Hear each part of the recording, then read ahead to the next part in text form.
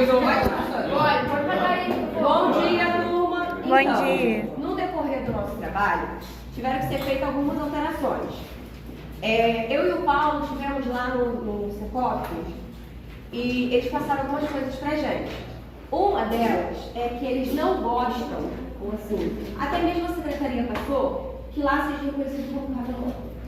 Eles querem que seja sempre falado como Secop, tá? E outra coisa, eles não querem ser tratados como camelôs, né? Eles querem ser chamados de empreendedores. Inclusive, teve até um empreendedor que falou comigo assim, tá, você chama a gente de camelô. Camelô, ele traz uma lembrança de informalidade, sendo que aqui todos já são legalizados, né? Então, assim, é uma observação que o nosso trabalho fez, que precisa ser mudado, porque para ficar até mesmo uma questão do jeito que eles querem. Eles são todos legalizados, então eles merecem ser tratados assim, né? Vai, mais ou menos assim. Bom dia, turma. Bom, a minha parte ficou com contexto histórico, né? Eu vou resumir, né, a história do empreendedorismo no Brasil, de forma bem resumida, e falar um pouco sobre a lei geral das micro e pequenas empresas.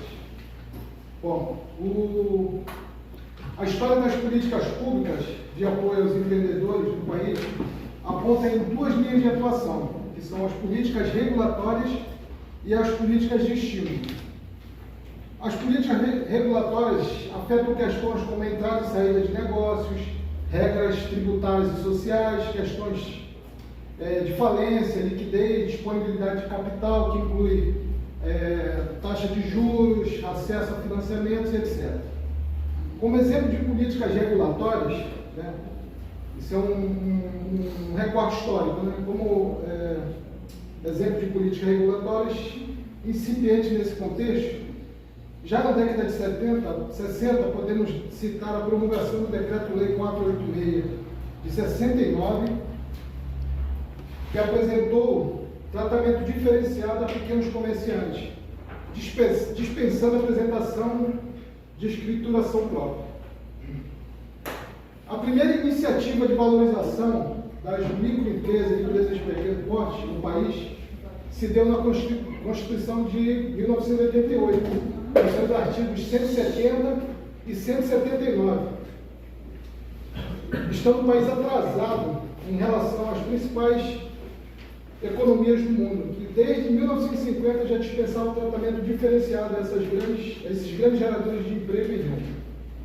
Bom, no artigo 170 da Constituição, no inciso 9, vai trazer que o tratamento, por favor, tem que ser favorecido para as pequenas empresas, para as empresas de pequeno porte, constituídas sob as leis brasileiras e que tenham sua sede e administração no país. Essa redação foi dada pela emenda constitucional número 6, de 1995. O artigo 179 vai dizer que a União, Estados, Distrito Federal e municípios dispensarão as microempresas e as empresas de pequeno porte, assim definidas em lei, tratamento jurídico diferenciado, visando a incentivá-las pela simplificação de suas obrigações administrativas, tributárias, previdenciárias, creditícias ou pela eliminação ou redução destas por meio de lei. A primeira iniciativa, para a regulamentação dos artigos 170 e 179 da Constituição foi através da criação da Lei 9317 de 96.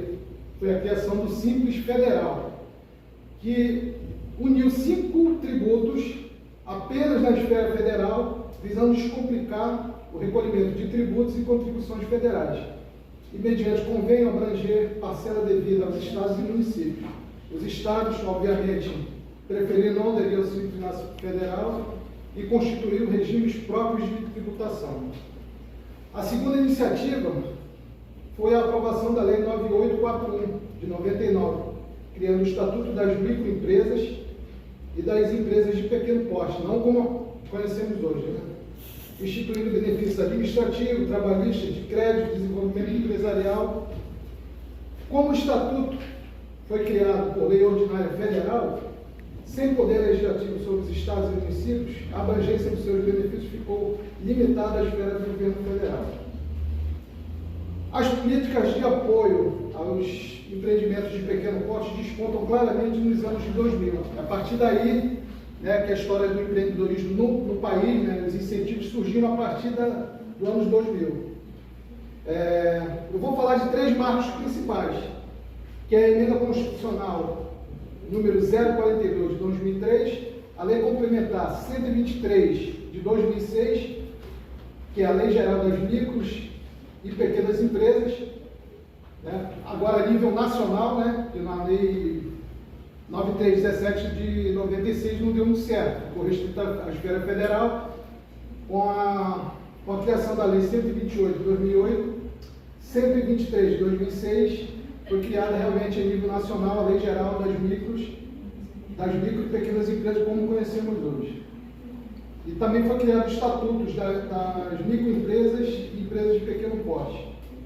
E o outro marco é a Lei Complementar 128, que cria a Lei do Empreendedor Individual, a Lei do MEI, né? E criando a figura jurídica do microempreendedor individual. Em 2003, em março, o SEBRAE, juntamente com o Movimento Nacional de Micro e Pequenas Empresas, associações de SEBRAE estaduais, tomaram à frente uma mobilização por reformas tributárias, contemplando o segmento das micro e pequenas empresas, formalizando a proposta do Estatuto de Emenda Constitucional número 42. Em junho de 2003, o SEBRAE propôs introduzir no sistema tributário nacional a possibilidade de ser criada uma lei complementar que regulamentasse o tratamento diferenciado, simplificado e favorecido para os pequenos negócios. A proposta contava com o apoio suprapartidário do Congresso Nacional, do Executivo, de entidades representativas das pequenas empresas e da sociedade de um modo geral. Foram realizados seminários em 26 estados com o tema Reforma Tributária e a Microempresa, uma questão de desenvolvimento e justiça social. Em dezembro foi promulgada a Emenda Constitucional número 42 de 2003, que alterou o regime tributário nacional, desonerando o processo de legalização das pequenas empresas, dispensando tratamento diferenciado a micros e empresas de pequeno porte. Em 2006, o Simples Federal, a lei que eu já relatei lá atrás, a Lei 9.317, foi revogada na sua totalidade, passando a vigorar a Lei Complementar 123 de 2006, criando a Lei das Micros e Pequenas Empresas e criando, nesse bojo, o Estatuto da Microempresa e Empresa de Pequeno Porte, institucionalizando o Simples Nacional. Aí o Simples já vai para uma esfera que abarca o país todo, não ficando restrito como o Simples anterior da Lei 9.317. E criando o Estatuto da Microempresa e Empresa de Pequeno Porte. Institucionalizando o Simples Nacional, que unifica 8 impostos em uma única guia e reduz a carga tributária do pequeno empresário. Aqui ocorre efetivamente a simplificação da arrecadação de impostos, e principalmente para MEIs e empresas de pequeno porte. Neste período, o número de optantes do Simples Nacional salta de 2,5 milhões para 25 milhões em 2022. E a arrecadação chega à marca de 1 trilhão 800 milhões aos cofres da União, Estados e municípios. Essa lei foi a primeira postura oficial do governo no sentido de promover a diminuição do grau de incerteza e combater a informalidade no país. Essa postura do governo vai ser aperfeiçoada e maximizada na Lei 128 de 2008. Em 2008 foi um ano repleto de ajuste dessa lei, Lei Geral das Micro e Pequenas Empresas, com a criação da Lei 128 de 2008, que entrou em vigor em 1º de julho de 2009, instituindo a figura jurídica do MEI. Até 31 de dezembro do mesmo ano foram realizados 49 mil cadastros em todo o país. Tá? Eu trago desde o início lá, da Constituição, alguns movimentos antes da Constituição, em 1969 em relação aos comerciantes, e venho até os dias atuais. Daqui para frente, em 2008, são várias alterações com relação à a Lei Geral das Micro e Pequenas Empresas. São várias leis complementares, aí os senhores podem pesquisar, muita alteração de lá para cá, até o ano que nós nos encontramos. Bom, gente, bom dia a todos. Bom dia. Eu vou falar sobre o que é MEI, né? Que o MEI é o microempreendedor individual e trata-se de... Gente, quando a gente começa a falar assim de caraca, eu tava tranquila, né? Mas enfim, trata-se de um modelo empresarial simplificado que é instituído pela Lei Complementar número 128, surgido em 19 de dezembro de 2008 e com o intuito, né, de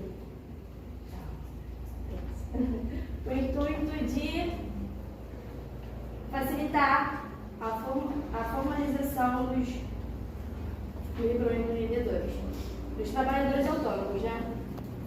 Vai, pode passar.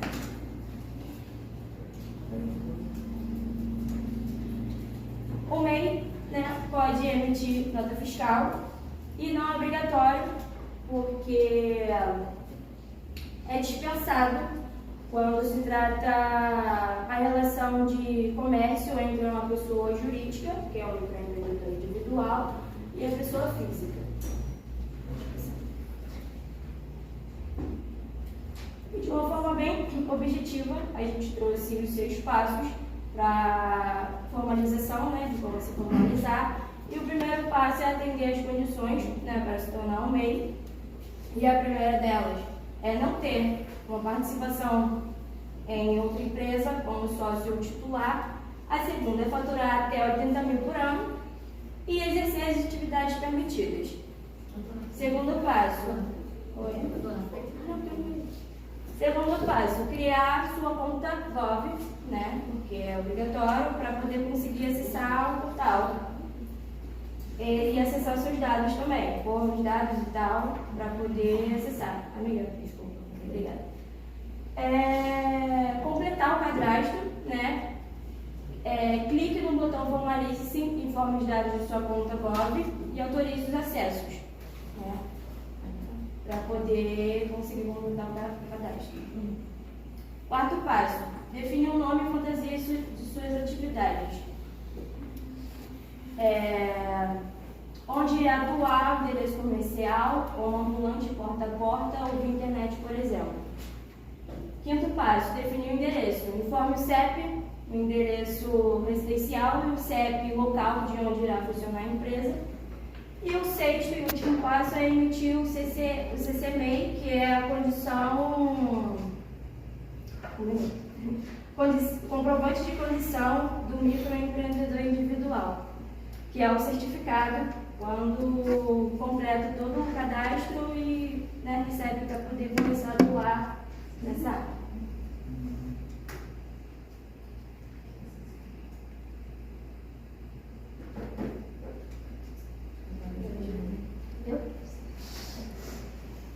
Então, eu vou falar um pouco sobre as vantagens, os benefícios e os deveres do MEI. Vou citar algumas das vantagens do MEI porque o MEI oferece várias vantagens. Como a participação de cursos de treinamento como o Sebrae, taxas mais baratas para solicitar empréstimo, declaração de renda significativa uma vez por ano, autorização de emitir notas fiscais para vendas ou serviços de pessoas físicas e acúmulo na carteira acúmulo na carteira assinada de alguma empresa que com isso você consegue montar seu próprio negócio. E um pouco dos benefícios previdenciários são como aposentadoria por idade, aposentadoria por invalidez, auxílio doença, salário maternidade, auxílio reclusão e pensão por morte. Então, os deveres nós não precisamos colocar como desvantagem, porque na nossa opinião o MEI não tem desvantagem. Então, nós colocamos como deveres. O microempreendedor é proibido de participar como sócio de outra empresa. E também ter um empreendedor, um funcionário por mês, né? O microempreendedor individual também só pode se aposentar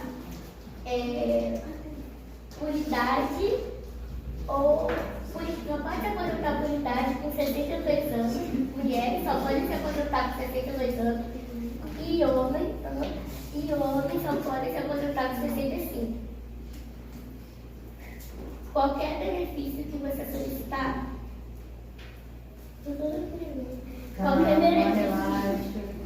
benefício que você solicitar no INSS, seja aposentadoria ou salário de maternidade, fica recurso só de um salário mínimo.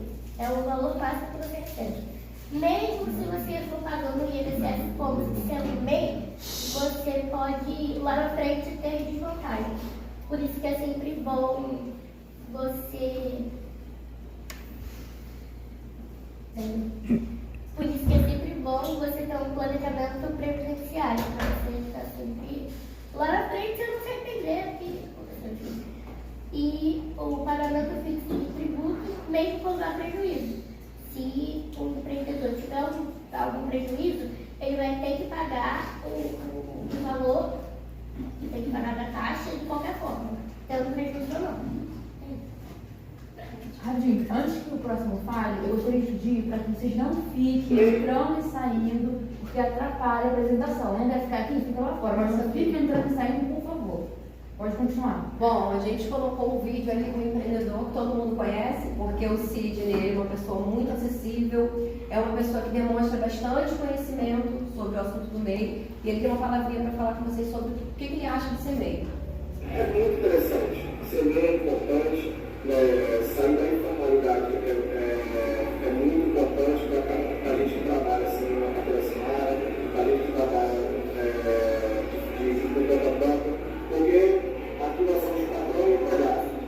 Então devemos trabalhar para conquistar a nossa vida cada dia e ser MEI é lutar todos os dias, entendeu? Nós somos empreendedores individuais, então o nome já diz, individual, trabalhando sozinho para enfrentar as coisas do dia a dia. Bom, o desenquadramento MEI é quando a empresa não segue alguns requisitos legais que são necessários para você ser MEI, ou quando a própria empresa escolhe não ser mais MEI. Ela vai existir em três hipóteses: automática, obrigatória ou a pedido da empresa, do empreendedor. Ela vai ser automática quando ela seguir três hipóteses: quando abrir filial, quando tiver alteração da natureza jurídica ou quando ele exercer atividades econômicas que não são permitidas.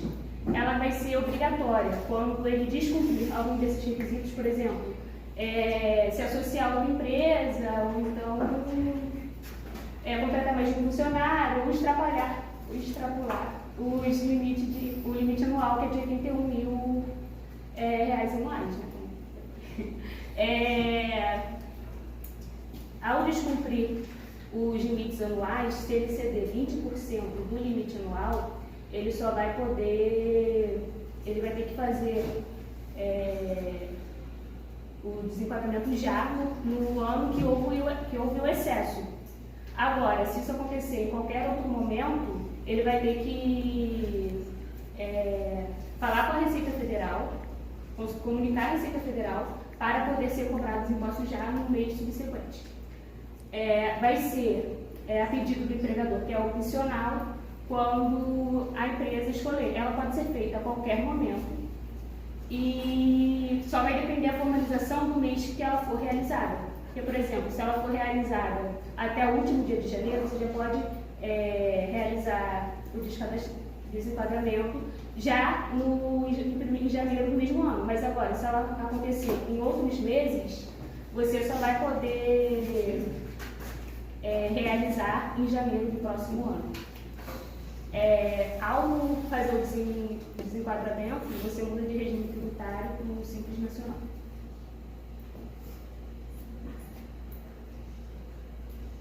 Eu já expliquei.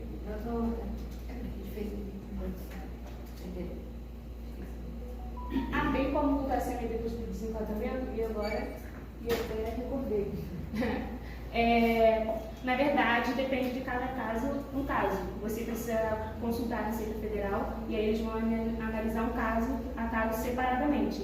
Mas caso você sofra um desenquadramento automático, mesmo seguindo os requisitos legais, você precisa também consultar a Receita Federal para entender o porquê que você foi desenquadrado. Para saber se você foi desenquadrado do MEI, você precisa consultar o portal da Receita do Simples Nacional, que vai estar lá, por exemplo. Bom, eu vou falar sobre o DET. Domicílio Eletrônico Trabalhista. O que acontece? O DET já existe há mais ou menos uns 4 a 3 anos para as empresas maiores.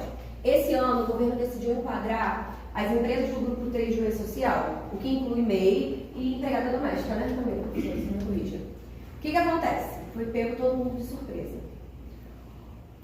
O governo lançou em fevereiro uma nota, dizendo que eles teriam que se cadastrar e se não houvesse o cadastro, eles teriam que pagar uma multa de até R$2.000. Causou um alvoroço no povo do MEI. E o que aconteceu? O governo foi lá e já pôs... e outra, eles teriam até 1º de maio para poder fazer esse cadastramento. O que aconteceu? O governo foi lá e já corrigiu isso. Não, vocês não terão que pagar uma multa se não houver o cadastramento. O que acontece é o quê? Quando você se cadastra no DET, é uma comunicação do governo com o empregador. Nisso, vocês vão receber notificações, eles, no caso, né? Recebem notificações de auditoria fiscais e tudo mais. O governo falou que não vai multar se não houver o cadastro, porque, na verdade, eles já foram cadastrados. A única coisa que eles vão ter que fazer é atualizar esse cadastro. Então, assim, ou seja, a multa só virá se você for notificado e se essa notificação não for respondida a tempo. Por quê? Eles têm a presunção da citação, né? Sim, exatamente. Então, se em 15 dias não houver, eles não retornarem resposta referente a essa notificação, aí sim haverá as consequências por essa omissão. Então, assim, na nossa pesquisa, professora, a gente pegou eles bem em cima do prazo, porque nem a gente sabia da situação do DET. E o que aconteceu? Tinha um alvoroço lá danado. E eu escolhi, até vou passar o vídeo, do Sidney. Porque o Sidney, gente, volta a falar, todo mundo que foi lá quer conversar com o Sidney porque ele sabe tudo. Sabe? E nem ele sabia, para vocês verem a situação do problema. Então, o que acontece? O prazo foi prorrogado, agora vai até agosto, porque o governo emitiu uma nota dizendo que a partir de agosto que começará a receber as notificações. Então, assim, eu acho que isso vai ser um ponto muito positivo para a gente. Inclusive, quando a gente for montar a nossa tenda jurídica lá, eu acredito que aqui, gente, 10 alunos tenham notebooks, consigam levar, a gente fazer isso em prática, ensinar para eles, porque não é uma coisa difícil. Para mim não é, mas a gente leva em consideração que lá tem pessoas que não são alfabetizadas, tem pessoas lá que não sabem mexer com tecnologia. Então será assim, de grande eficácia no nosso projeto se a gente tiver essa disponibilidade de fazer isso para eles, ensinar e aproveitar que o prazo foi prorrogado. Entendeu? Deixa o Sidney falar para a gente continuar. Na maioria dos meios, a gente pega de surpresa em relação ao DET, né? Uma semana atrás eu não sabia nem que existia, né? Então, eu conheço o DET, é um sistema de domicílio eletrônico, é como se fosse um endereço que a gente tem conta atrasada, o endereço da loja, no caso que eu trabalho no centro comercial. E para inspeção, né, trabalhista, ou você ter ou não ter empregados, né? E todo MEI, neste momento, é obrigatório fazer a atualização, a inscrição lá no portal do GOV, né, para não atualizar seu cadastro. E por pena de multa, né? A multa, eu acho que vai ter 2 mil e poucos reais, é uma multa um pouco pesada, né, se não fizer a inscrição. Né, e serve para inspeção trabalhista, né? Ela, se não me falha a memória, ela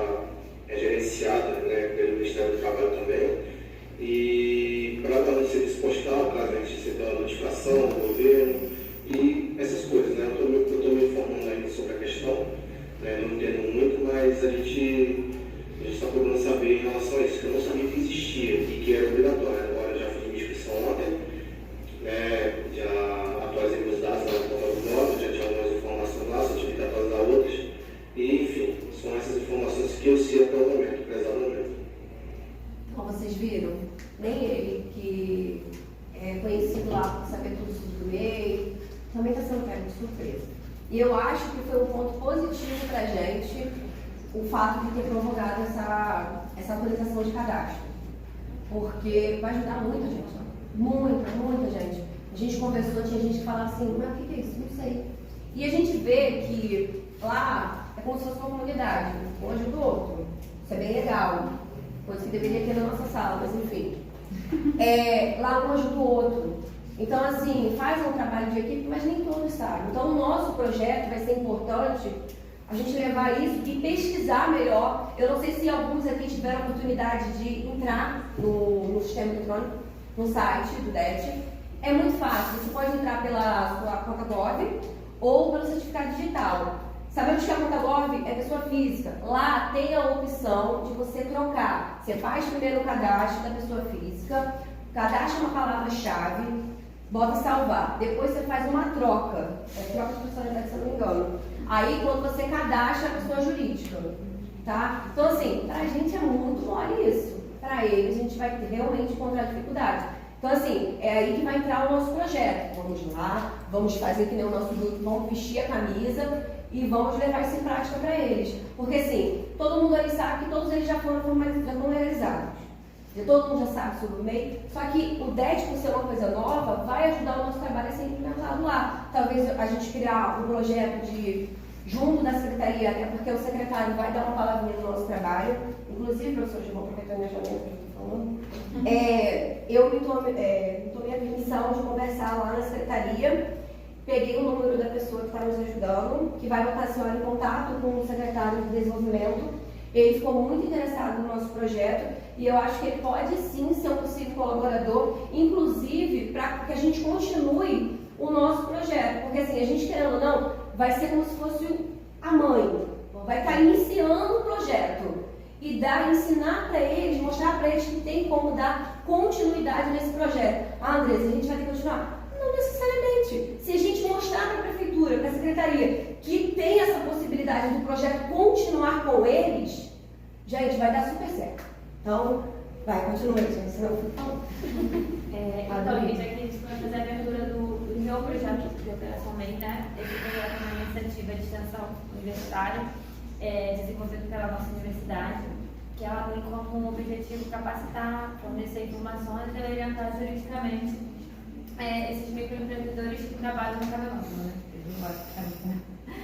E esse projeto também ele permite que nós, como alunos de Direito, apliquemos nosso conhecimento que a gente obtém como professor em sala de aula, todos nós conversando, para solucionar os problemas dos microempreendedores individuais aqui de Maricá. Porque muitos deles, professores, já fizeram esse cadastro no MEI para poder fazer parte do CEPOP, que era um dos requisitos. Então, muitos deles não sabem das suas obrigações, dos benefícios e também não têm educação financeira, não fazem a divisão entre pessoa física e jurídica, acabam não tendo essa educação financeira.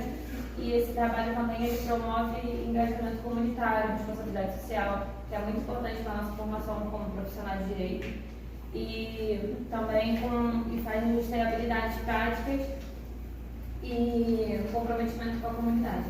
Acho que, resumindo, o projeto ele se enquadra nisso. A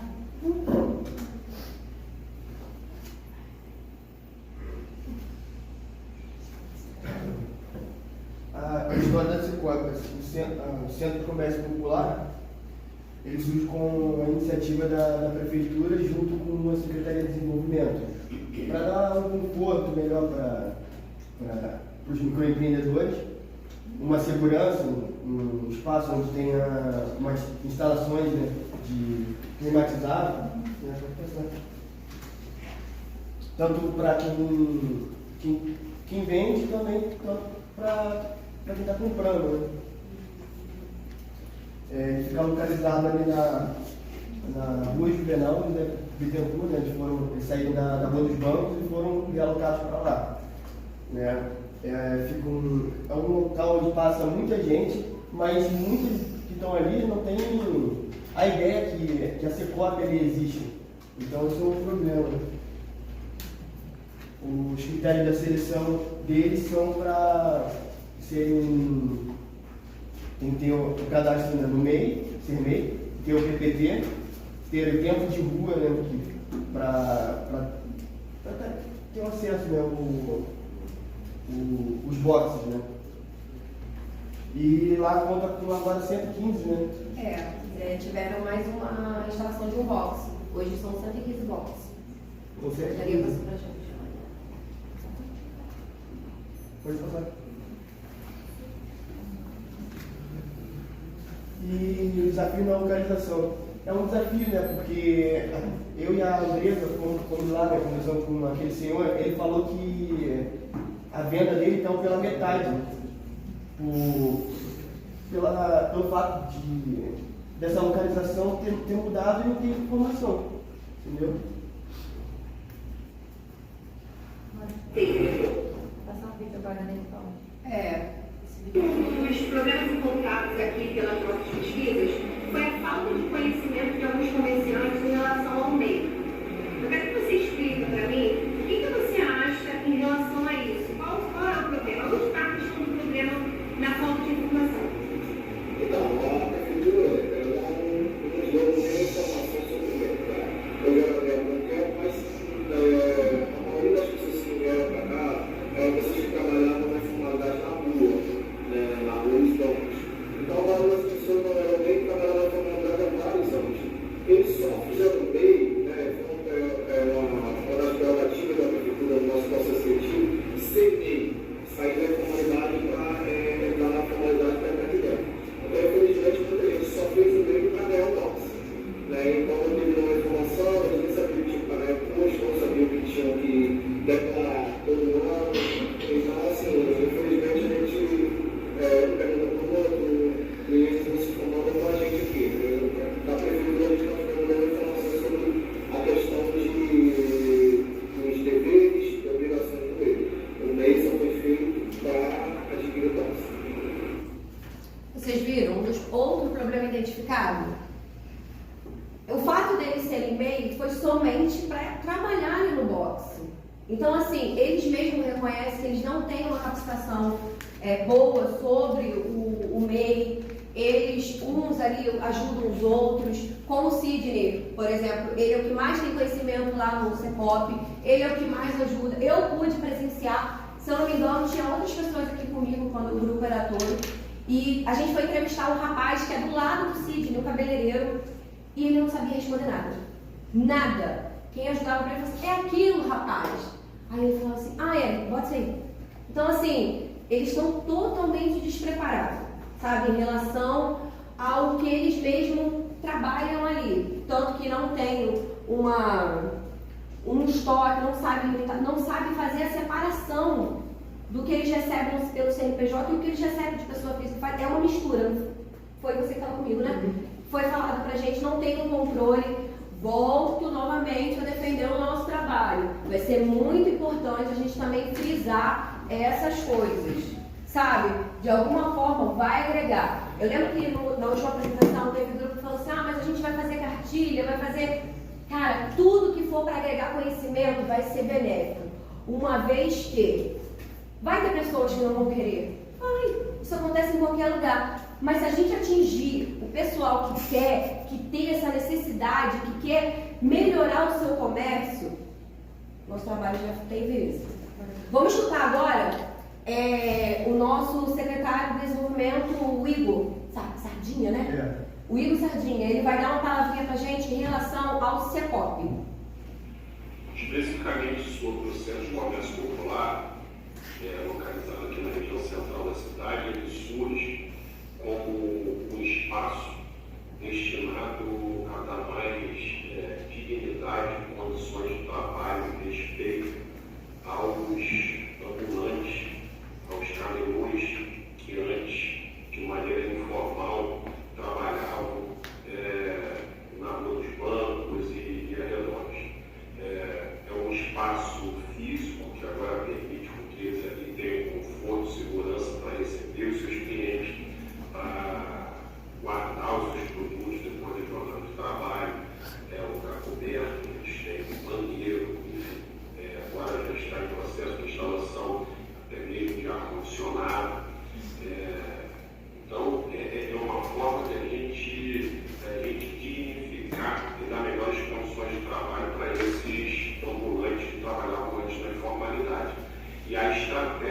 passa pela formalização dos negócios. Então, primeira etapa quer participar, tem que formalizar. Eles formalizaram, foram inscritos no PPT, obrigatoriamente também tem que estar participando do programa de proteção ao trabalhador, e agora eles começam a também se ver diante das exigências que existem no PPT. Eles têm, por exemplo, que bater meta de cursos para fazer. Começa um processo de qualificação desse empreendedor antes informal, não só em relação a técnicas de venda, de fluxo de caixa, de tudo isso, mas também dos benefícios e responsabilidades que surgem a partir do fato dele ter se formalizado. Então, tudo isso agora passa a acontecer com esses trabalhadores a partir da entrada deles no SECOP tão recentemente inaugurado. Então, é esse processo que a gente já explicou. Eles se formalizam para entrar no SECOP, eles se formalizam para entrar no PPT, a partir daí são apresentados um conjunto de ofertas de curso de qualificação, eles aprendem a acessar as linhas de crédito ofertadas também por nós, como que funciona o crédito, como que paga, o que é uma carência, como que funciona essa questão dos juros. Então, assim a gente vem trabalhando, dignificando e emancipando também esse público que é importante para o SECOP.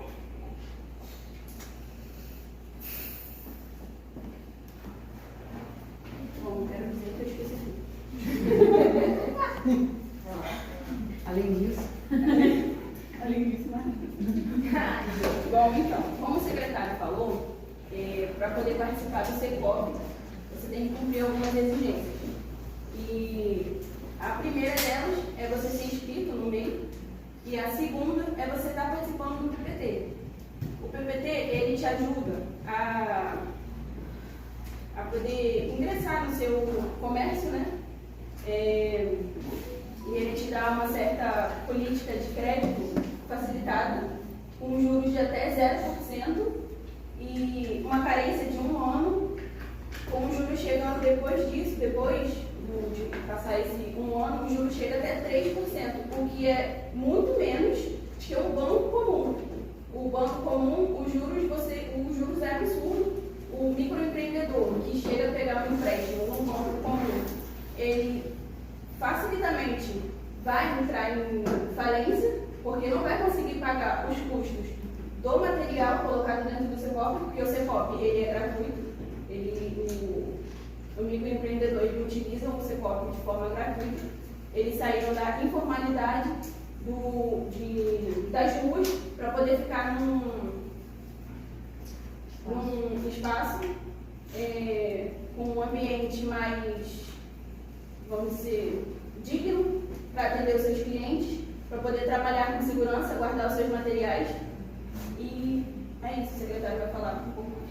Então, eu vou colocar um vídeo do secretário falando novamente. Aí ele explica, ele dá dados muito importantes sobre o MEI e sobre a cidade de Maricá. Então, assim, resolvi não cortar o vídeo, porque tudo ali é importante. Peço que vocês prestem atenção. Vai, solta aí.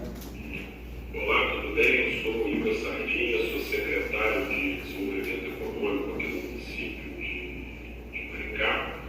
E para mim é uma honra estar podendo aí contribuir respondendo algumas perguntas referentes aos microempreendedores individuais da cidade, os seus impactos na economia local.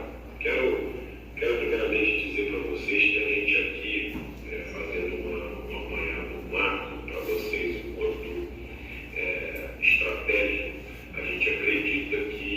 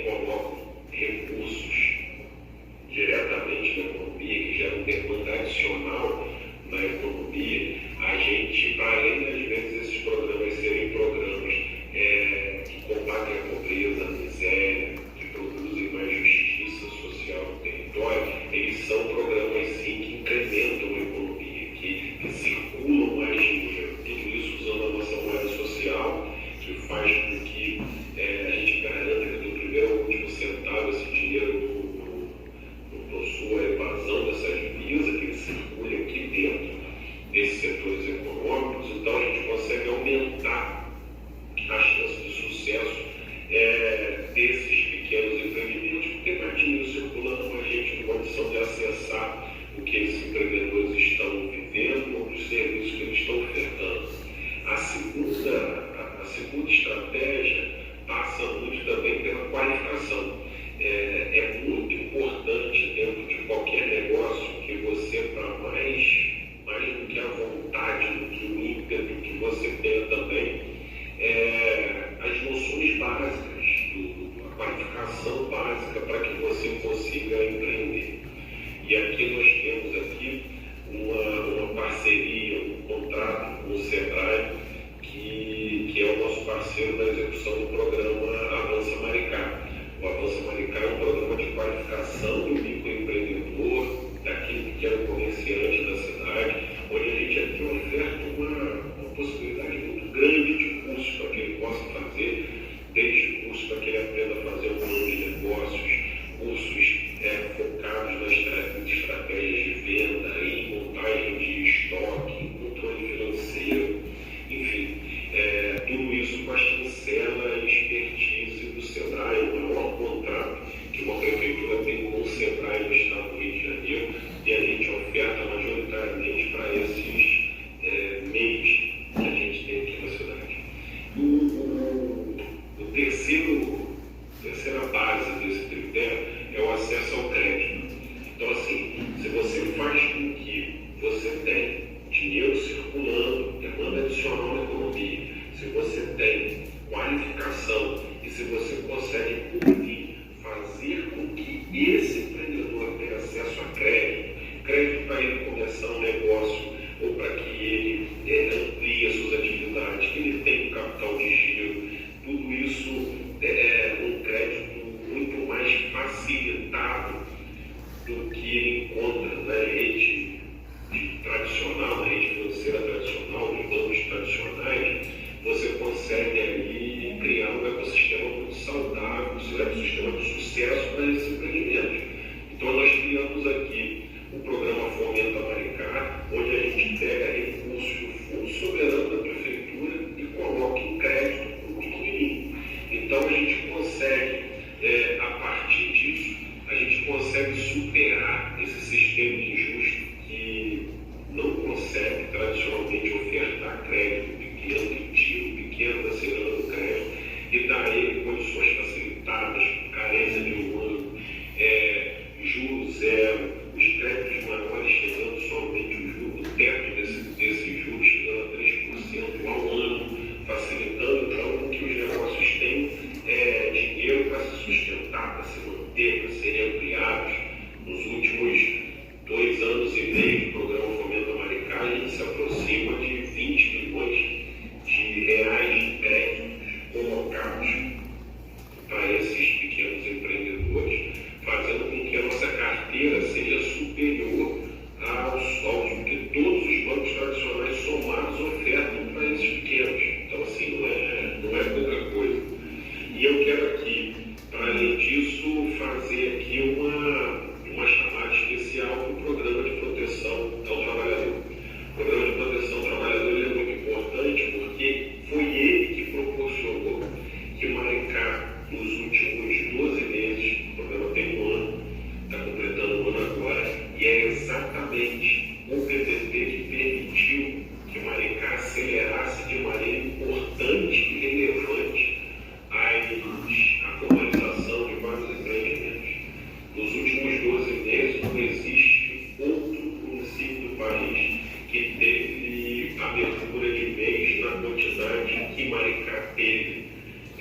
Para que você tenha uma ideia, Maricá chega perto de 80% do crescimento do número de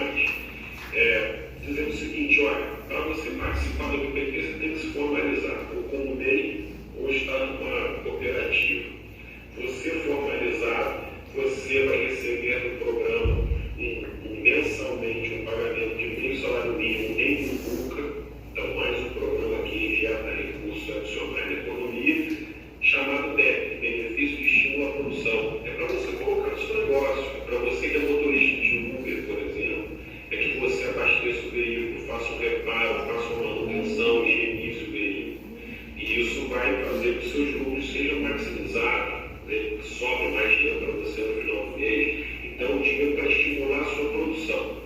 E, para além desse benefício, tem outro benefício que é o cota 10. 10% do que você faz no sistema e faz a declaração que você faturou no mês, a gente pega esse dinheiro, 10%, quanto deu, então a gente pega mais um dinheiro do cota da prefeitura, bota numa outra conta que é no cota 10, e esse ele vai poder sacar, não ao bel prazer, mas em momentos específicos, onde eventos autorizadores ali, quando acontece, ele pode chegar lá e acessar o recurso. Então, por exemplo, fiquei doente, quebrei o braço, por exemplo, o motorista de Uber quebrou o braço, não vou ter como dirigir esse mês, estou preocupado, como é que eu vou botar dinheiro em casa? Ele pode chegar lá, comprovar que está com o braço quebrado e acessar esse cota 10 que ele mês a mês ali estava pegando, estava alimentando. Então, é uma espécie de seguro para essa pessoa gerada pelo programa. Além dos benefícios inerentes do fato de ele ser mês estar em dia, porque a gente fiscaliza o fato de ele estar em dia com a contribuição mensal do 10MEI. E aí, quem está em dia com a contribuição mensal do 10MEI está ali contribuindo com a Previdência, tendo acesso à possibilidade de acessar auxílio-doença, auxílio-maternidade.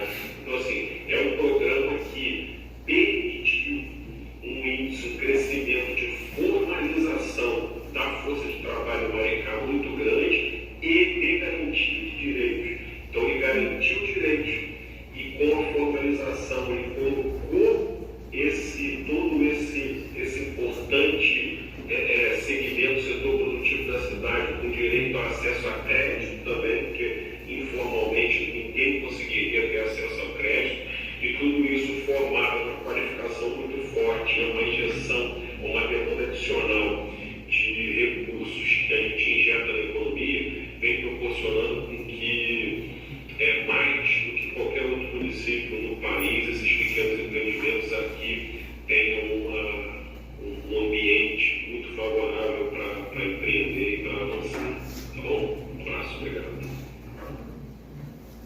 Bom, eu queria chamar a atenção para uma parte do que o secretário falou.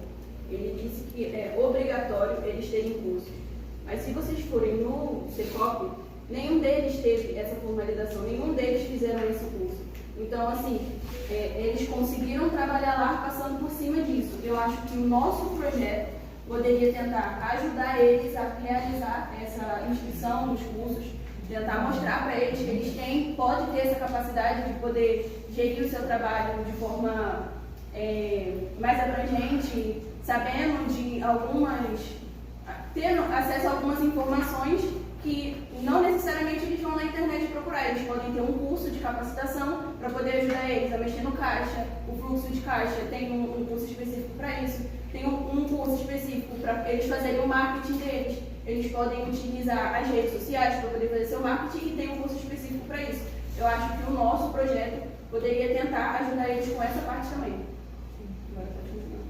Para complementar algumas coisas que o secretário já disse sobre o SEBRAE, enfim, o SEBRAE é o Serviço Brasileiro de Apoio a Micro e Pequenas Empresas, é uma organização privada brasileira de assistência social sem fins lucrativos, fundada no dia 5 de julho de 1972, que tem o propósito de capacitar e fomentar o crescimento econômico e a competitividade de micro e pequenas empresas, incentivando assim o empreendedorismo no país. Isso implica proporcionar às empresas de pequeno porte vantagens de administração empresarial por meio da disponibilidade de informações, tecnologia e práticas de gestão de vendas, qualidades e alguns outros aspectos. O SIM é Serviços Integrados Municipais. Dentro do SIM existem vários serviços que ele oferece, sempre buscando impactar positivamente nas atividades que os empreendedores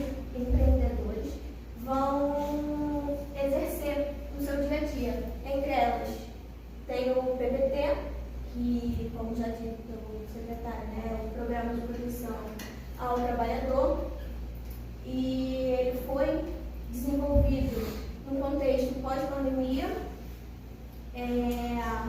onde o objetivo era fazer a transição de uma política emergencial assistencialista para uma que incentivasse a produtividade e a formalização dos trabalhadores informais. E o PPT é composto por 2 benefícios aos microempreendedores individuais e aos trabalhadores autônomos cooperados, que são de cooperativas, né? O Cota 10 e o BEP. O BEP é o benefício de estímulo à produção. Ele foi estabelecido para buscar apoiar e incentivar os trabalhadores, como já dito pelo secretário. A prefeitura ela paga meio salário mínimo em Muvuca por mês, e aí esses trabalhadores pegam esse dinheiro e investem no seu trabalho, seja em marketing, em produtos, no que eles quiserem investir ali. O Cota 10, ele foi criado visando a necessidade do trabalhador ter uma reserva financeira disponível para momentos difíceis ou até mesmo para períodos de descanso deles. Como já dito, ele tem 10% do valor que o beneficiário comprovar ter faturado, e essa quantia também é paga no Muvuca. E outros serviços que essa quantia pode ser utilizada é nascimento de filho, invalidez ou queda de faturamento de no mínimo 50%, e alguns outros. E o Fomenta é uma linha de crédito orientada pela lei número 3017, de 19 de maio de 2021, que autoriza e estabelece a criação de linhas de crédito de emergência do Fundo Soberano, do Maricá, como forma de lidar com os impactos econômicos do distanciamento social, da pandemia, que foi um período assim, difícil para nós e para eles principalmente, porque eles ficaram um bom tempo sem conseguir vender, e isso é a vida deles. E aí, esse programa foi desenvolvido pela Secretaria de Desenvolvimento Econômico. Ele era voltado ali para ajudar esses empreendedores no período da pandemia. Porém, agora ele está ampliado e voltando também para empresas de qualquer porte, sejam elas locais ou não, mas que tenham o interesse de abrir filiais no município. E assim torna-se uma das principais estratégias governamentais de estimular o crescimento econômico no município de Maricá. Bom dia, gente. Vou falar um pouco sobre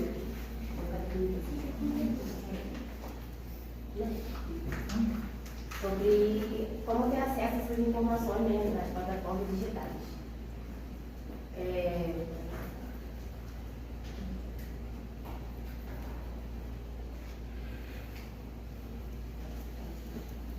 Aí aqui temos o Instagram da Prefeitura de Maricá.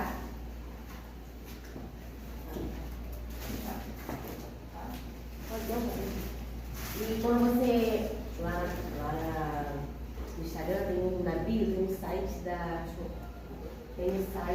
prefeitura mesmo. Quando você entra clica nesse site, te leva direto pro site, né, claro. Aí quando lá no site da prefeitura é assim, ó.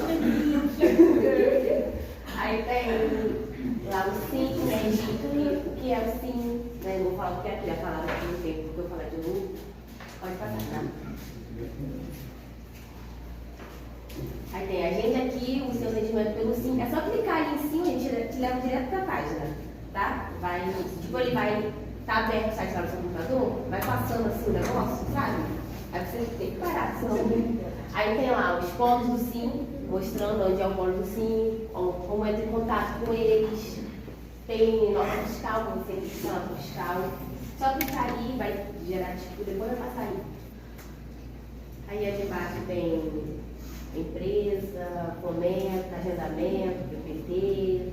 Gente, é muito fácil assim, pra gente também, né? Porque como a nossa amiga Andressa disse, tem um cliente que ainda não é alfabetizado, né? Não sabe ler.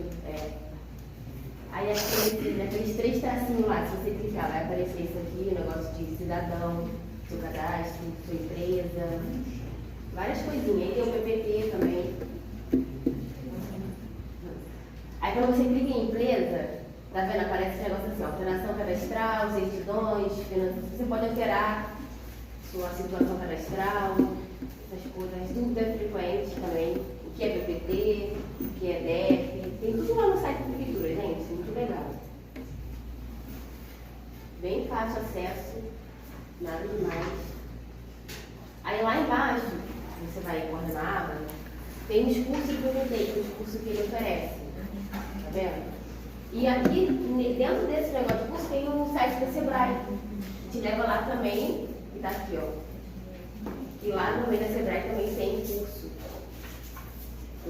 Para esse negócio do MEI, né? Aí já clica nesse site, o Sebrae te leva para o Sebrae de novo, né? E é bem fácil também, ó. Tem esses, mostra os cursos que tem, você pode clicar. Mas antes tinha um negocinho do PPT, apresentando assim, sobre o MEI, um vídeozinho explicando o que é, como fazer, e uma partezinha. Esses são os cursos gratuitos, os cursos são tudo aquilo que vocês podem fazer. Só tem que fazer um loginho, né? Como vocês puderam ver, a gente o tempo todo passou defendendo o projeto. A importância do projeto na vida desses trabalhadores, desses empreendedores, né? Então, nada melhor do que a gente finalizar esse vídeo, finalizando a Sidney falando o que ele acha sobre o nosso projeto, se vai ser bom para eles. Também a gente colocou um vídeo, porque na penúltima aula que a gente veio, tinha muita gente confusa de onde poderia ficar a nossa tenda. No dia que fomos lá fazer a visita, estava tendo uma tenda do CRAS, onde eles estão fazendo a atualização de cadastro. E vai ficar somente até junho agora. Então, eu não sei quando a gente botaria a tenda.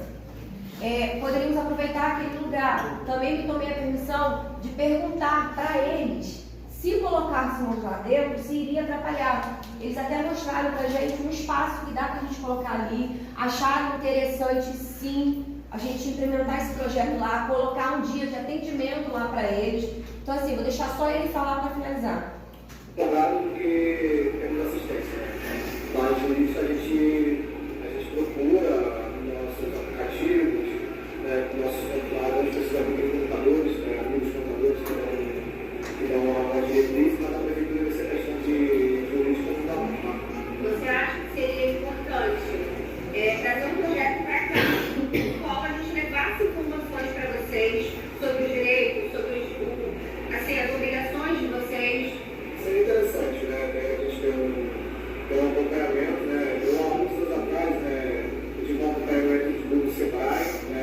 Foi onde eu fiz meu MEI, a garota me incentivava, me botava no caminho, algumas coisas. E é legal, se você vier esse projeto para cá, seria interessante, né? A gente está dando um fluxo maior ao nosso negócio, dando um suporte melhor, né? Sendo encaminhado no comercial. Bom, pessoal, esse é o caminho que faz a gente chegar no Secop. Como podem ver, é uma rua bastante movimentada de fácil acesso. O local indicado para colocar nossa tenda seria justamente aonde está a tenda do CRAS, que vai até o mês de junho, após isso estar liberado. Seria um local indicado para colocarmos a nossa tenda jurídica para ali estar assessorando essa população. Agora. Isso aqui é para vocês verem como a prefeitura está sim trabalhando em marketing para eles, para fazer que o Secop fique mais conhecido e que as pessoas possam ter acesso. Bom, esse foi o nosso trabalho, professor. A gente quer convidar a senhora, assim como a turma também, a vestir a nossa camisa. Claro.